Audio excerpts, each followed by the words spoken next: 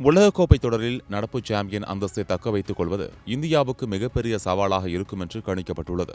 இதற்கிடையே காயம் காரணமாக ஆல்ரவுண்டர் வீரராக உருவெடுத்து வந்த ஹர்ஷித் ராணா தொடரில் இருந்து வெளியேறியிருக்கிறார். இதனால் அவருக்கு பதிலாக முகமது சிராஜ் அல்லது முகமது ஷமி இருவரில் ஒருவர் மாற்று வீரராக இடம்பெறலாம் என்று கூறப்படுகிறது.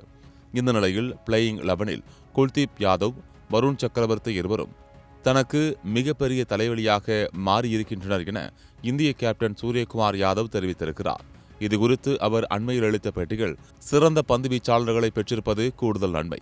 அதேவேளையில் எந்தவொரு எதிரணியை எதிர்த்து நாம் விளையாட இருக்கிறோம், அதற்கான காம்பினேஷனை பார்க்க வேண்டும். நாங்கள் 2 சுழற்பந்து வீச்சாளர்கள் அல்லது 2 ரிஸ்ட் ஸ்பின்னர்களுடன் விளையாடுவது அவசியம் என்றால் அவர்கள் இருவரும் அணியில் விளையாடுவார்கள். ஆனால் வருண் சக்கரவர்த்தி மற்றும் குல்தீப் யாதவ் போன்ற உலகின் சிறந்த சுழற்பந்து வீச்சாளர்களில் இருவரை கொண்டிருப்பது எப்போதுமே நல்லது. இருந்தாலும் இருவரில் யாரை தேர்வு செய்வது என்பதில் தலைவலி ஏற்படும். இவ்வாறு ஓபனாக பேசியிருக்கிறார். இந்திய அணியை பொறுத்தவரை அக்ஷர் பட்டேல், வருண் சக்கரவர்த்தி, குல்தீப் யாதவ் என 3 சுழற்பந்து வீச்சாளர்கள் இடம்பெற்றிருக்கின்றனர். இதில் அக்ஷர் பட்டேல் ஆல்ரவுண்டர் வீரராக இருப்பதால் அவருக்கு நிச்சயம் பிளேயிங் 11-இல் இடம் கிடைத்துவிடும்.